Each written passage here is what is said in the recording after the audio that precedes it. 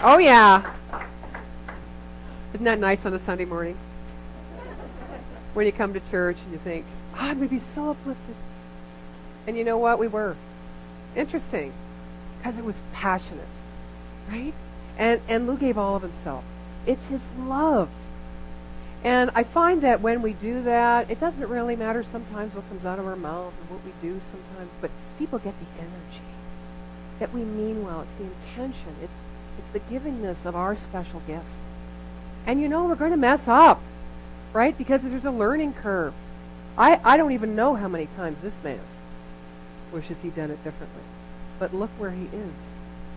And he probably still has this desire to explore and to do something differently. And maybe, I don't know if you use the word better, I hope not, but just differently, right?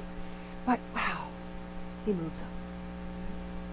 So now you know, finally, you can do blues and wail in a religious science church. Honestly, in the South, they do this all the time. It's up here that it's kind of not done very much, right? So thanks, Lou. And you've got another great one.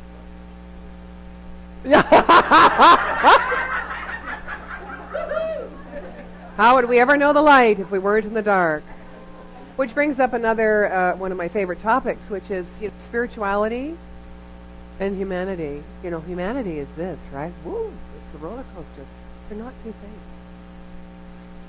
This is important. We're going to talk a little bit more about that as we talk about belonging and love today.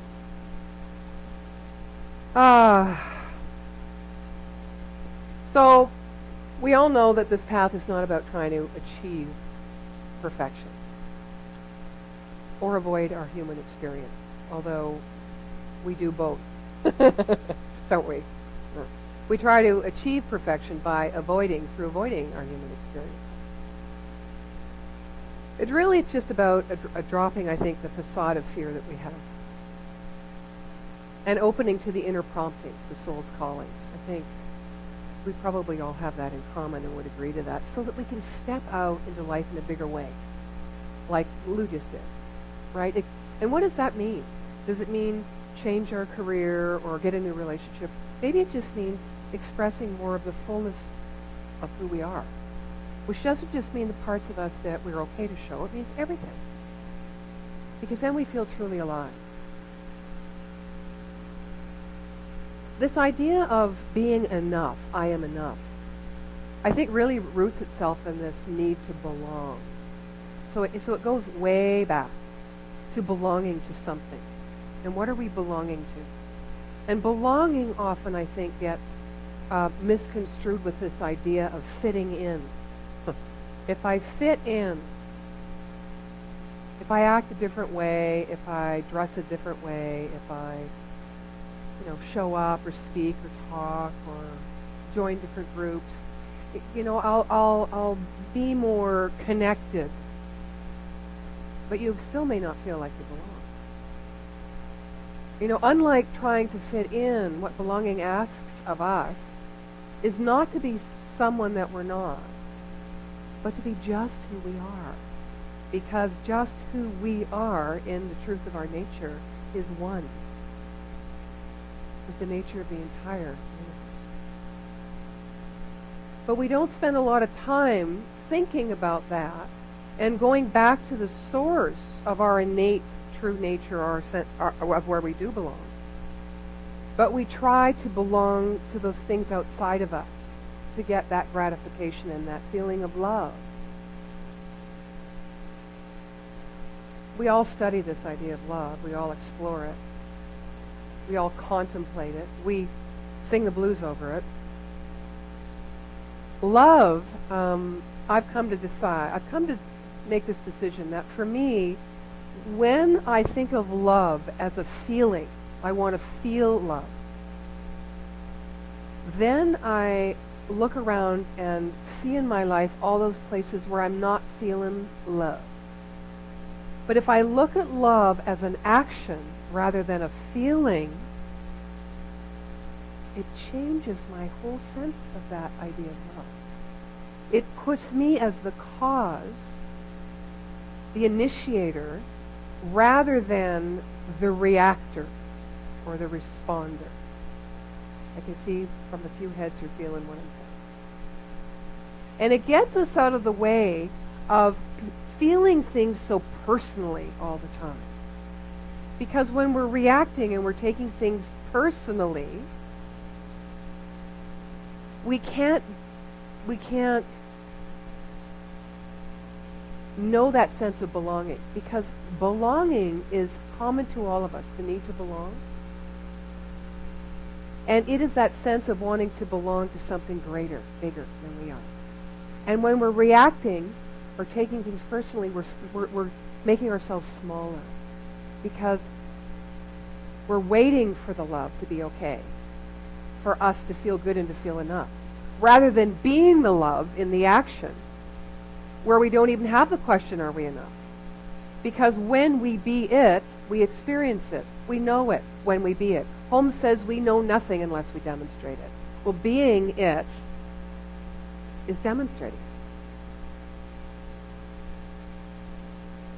We can wait forever to receive it in the definition and the meaning that we have, the way we want to receive love,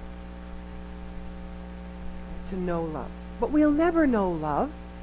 And the only way we can really explore love is by being love. Gosh, you all know that. So let me go to a story. One of my favorite teaching characters for teaching stories is Mullah Nasruddin. And I have three of them for you today. We'll see if we get through all three. One day, Mullah is repairing his roof, and he's interrupted by a stranger who keeps knocking on his door. Like that. And Mullah says, what do you want? And the stranger yells through the door, and he says, please come down off the ladder. I have to ask you something. So Mullah thinks about it for a moment or two, and then makes his descent down the ladder.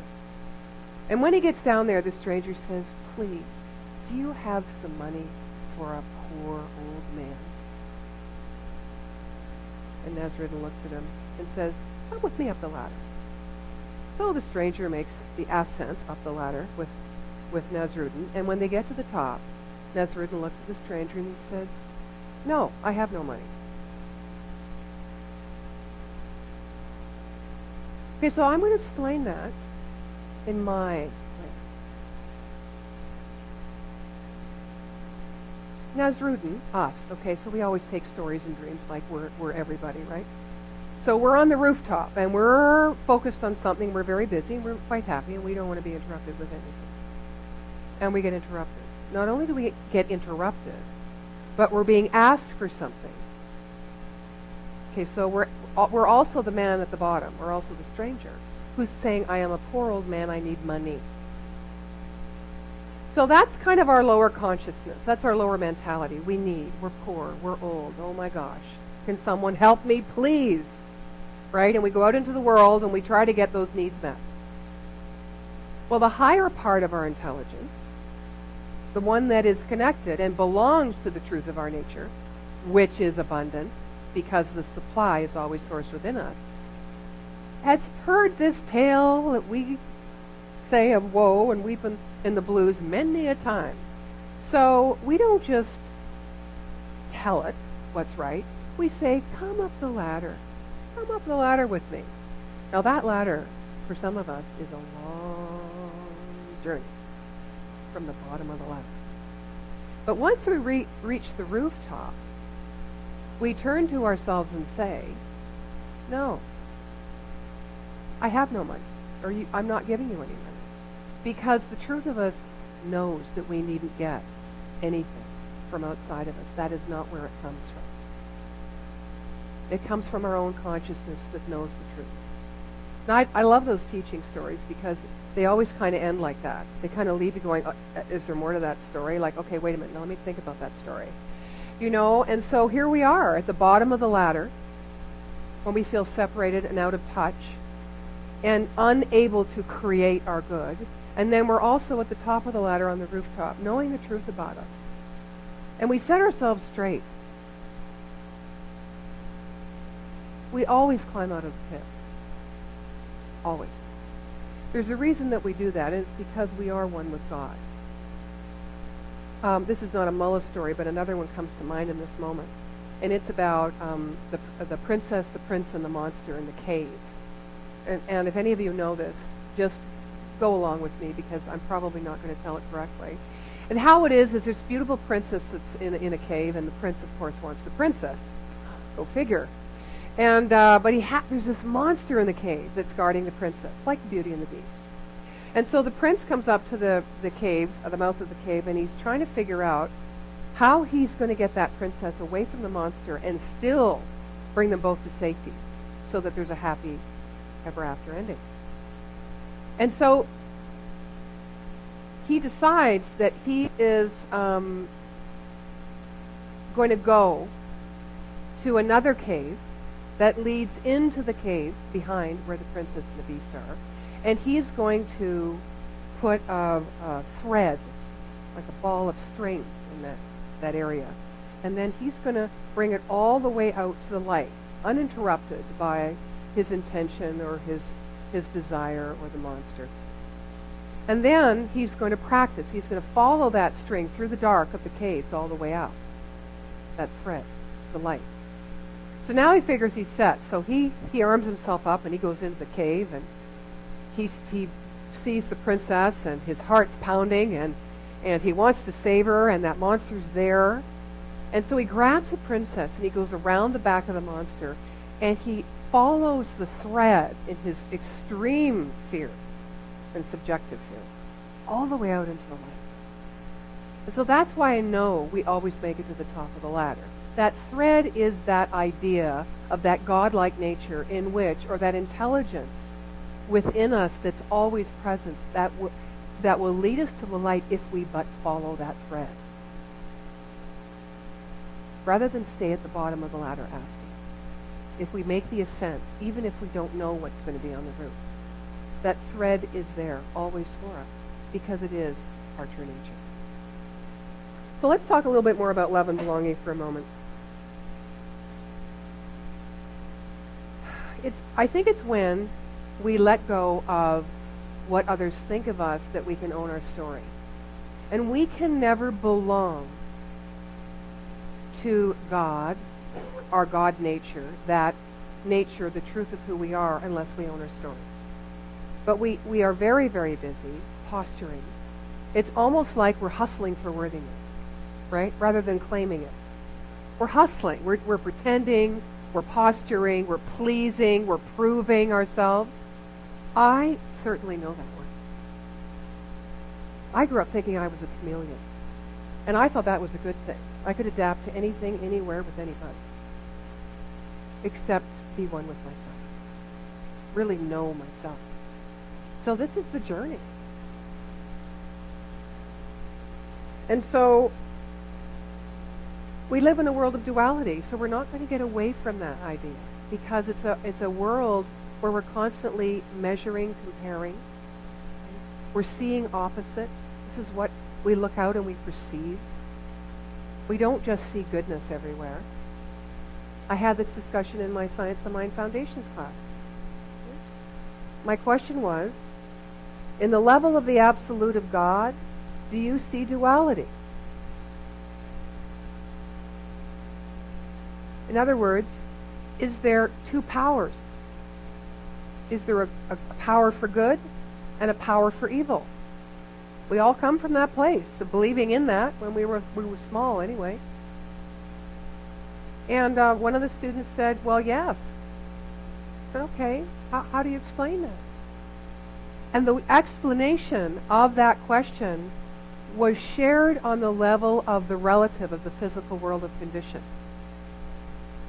So I let the student finish, and then I said, now, on the level of God, of the absolute, of the cause, that invisible intelligence that's back, that's created everything that's seen, because everything has to come from somewhere, and that's what we teach. Spirit moves into matter. The unformed essence moves into a particularization of itself to be expressed. This is what we're doing here. This is what the physical world's about. So I asked it again, and again the same answer came. You see, we are conditioned to see duality. We are conditioned to believe in what we see first, rather than to see the truth and know the truth, and then believe that effect or that condition or that experience that comes from knowing the truth. We live at the bottom of the ladder most of the time. Right? When do we go to that rooftop? In prayer. When we love. When we are loved. Can we be on the rooftop when we're in the question? Can we be on the rooftop when we're not feeling loved? When we're feeling miserable? When we're singing the blues? Can we know that rooftop exists and allow ourselves to be at the bottom of the ladder and call that good? Because it's part of the natural human process. What's the process? In becoming enlightened? No. In enjoying your humanity. In being all that you are all the time. Because that thread of truth of who you are is always present. That infinite possibility or potential of what you want to create in your own life or feel or be or share or know is always present in the eternal moment of now. When can we be worthy? Now. Now. It's the only time. So here's another cute story. Mullah Nasruddin.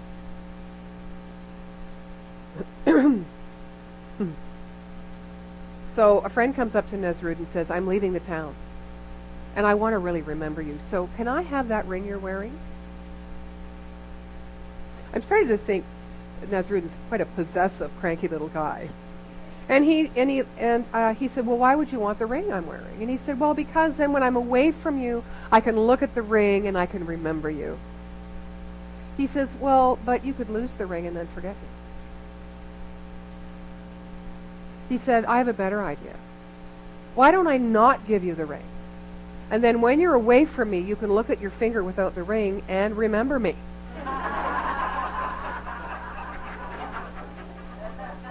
Isn't that great? Aha. Yes. We often want the thing to know.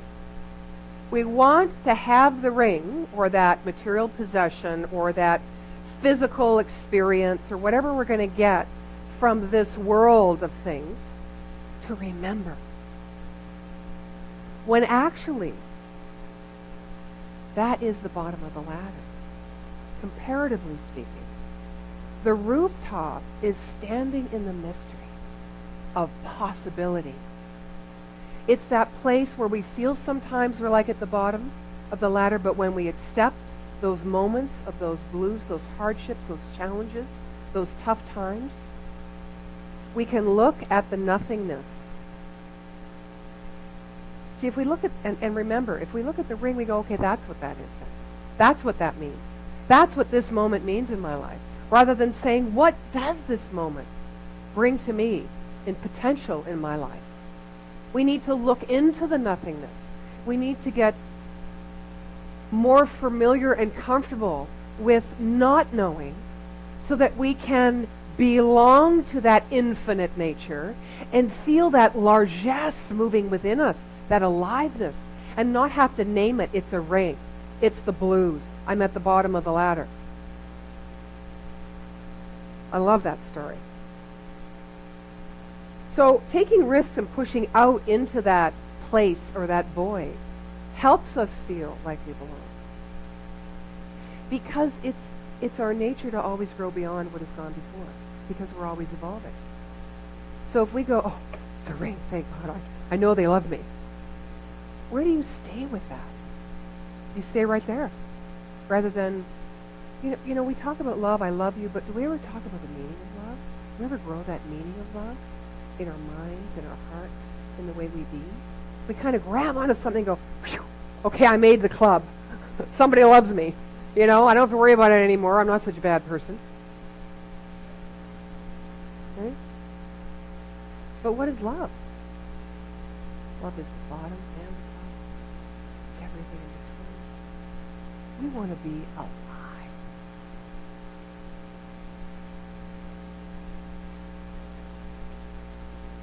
Dr. Holmes said that when we enter into our deeper nature through prayer and meditation, which we also could say is that mystery place, where we know the truth and we're centered in a spiritual perspective of who and what we are and the truth of who we are passing through the gate of good, he says, where our being merges into the being of one.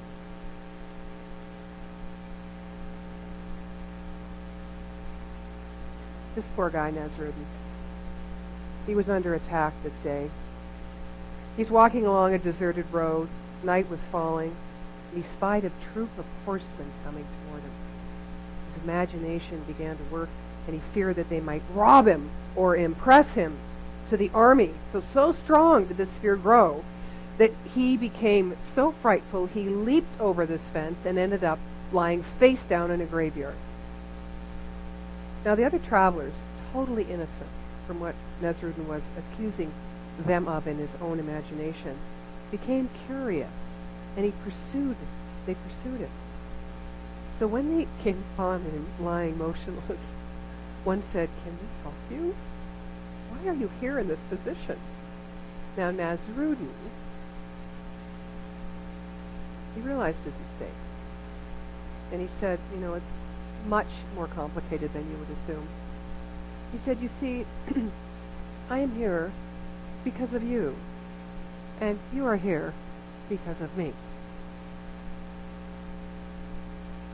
Okay, let me explain that one. Why do these things make sense to me? All right. Okay. We are everybody in the story. So, we have imaginations that run wild with us a lot, right?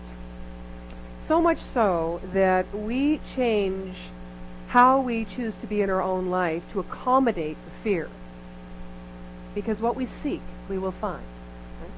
So we, in his case, jump over the fence and end up face down in the dirt in a graveyard.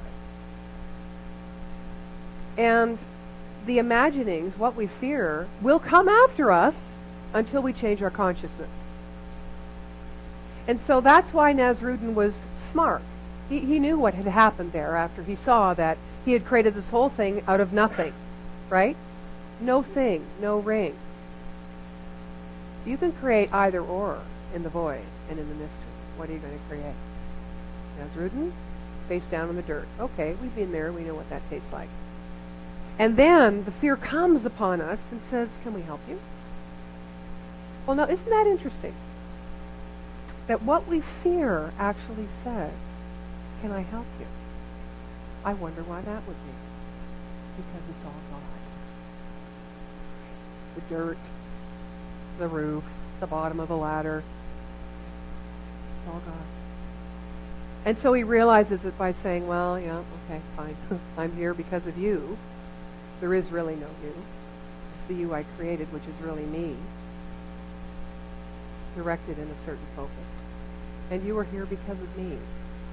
I am God. It is my true nature. And God is always with me. That true nature is always with me. Whether I see it or I don't, it doesn't matter. And even more importantly, it is here because of me, because I am the expression of it, so it can be conscious in this world, in its multifaceted being, because it is infinite. It is all. And each one of us a unique, individualized expression, not independent, not individual, but individualized expression of the Holy One. We recognize ourselves in how many circumstances. Hopefully, we'll be amused by most of them. And be grateful for all of them. So why do we come here? To be spiritually centered in our perspective of who we are and our worldview, because one begets the other. We are enough. Absolutely enough. We couldn't be anything but enough. So in closing, I want to share with you, there's a new ad on the radio. I don't know if you've heard it. It cracks me up. It says, you hear this typing on the computer, and another voice comes on, and she says, what are you doing? And the guy says, I'm Googling. Have you heard this? And she says, what are you Googling? I'm Googling Google. And there's a pause, and the girl says, you're an idiot. And he says, let me Google that. So I like to go to Google. And this is what I found. I tried to Google the translation or the definition of enough in many languages. It would not come up. What came up was enough is enough. Isn't that interesting? I thought, well, that kind of fits. When is enough enough? So here are the different language translations that I bring to you today that I actually could pronounce. C'est assez, French. Asiliasi. It's Haitian Creole. Asiliasi. Sapat e sapat, Filipino. Y tropo, Italian. That's my favorite one. Nok or nok. Nok or nok. It's Norwegian. Remember that. Nok or nok. Nok or nok. Means enough is enough. So when is enough? When is it? I'm back to that now. There's a story. Don't wear a ring. Wear a ring. When is enough enough? It's when we know we are enough, because principle is all there is. Principle. That oneness, that all-knowing, all-loving, omniscient, that which we are in our true nature, which is a part of us that we can use should we throw our consciousness to the rooftop, should we allow ourselves to be grateful and embrace the mystery and the void of life, even at the bottom of the ladder. Should we remain in the question rather than grasping the answer. That is when enough is enough. And that's all I have to say, and that's enough. And so it is. Amen.